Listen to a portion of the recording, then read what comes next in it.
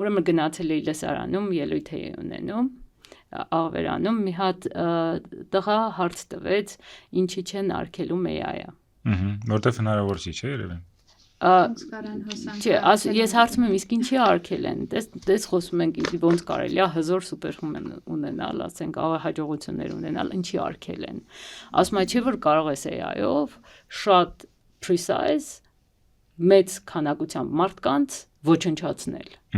Դա վտանգ է։ Այդ վտանգի համար մենակ պետք է արգելել, ասում եմ, լավ, արի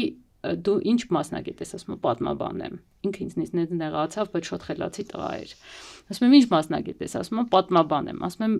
արի մարդկային պատմության մեջ հիշի ինչ որ մի հատ թռիչքային ինովացիայի շրջան, որտեղ այն գործիքը, որ կարելի էր օգտագործել ի օգուտ մարդկությանը, չի օգտագործվի մարդ սպանելու համար։ Երբ որ բնականաբար ոչ,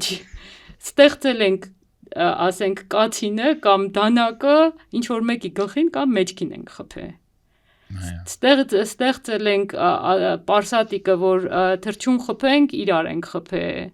Եվ այլը, մինչև ասենք միջուկային էներգիան ու միջուկային զենքը։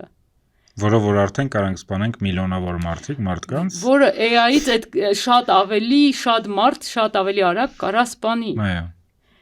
Ու մենք չենք կարողանում դա արգելենք։ Բայց չէ որ միջուկային էներգիան ահագին մարդու կյանք է սիրունացնում։ Դա որոշման հարց է, դա մարդկայնության հարցն է, humanity։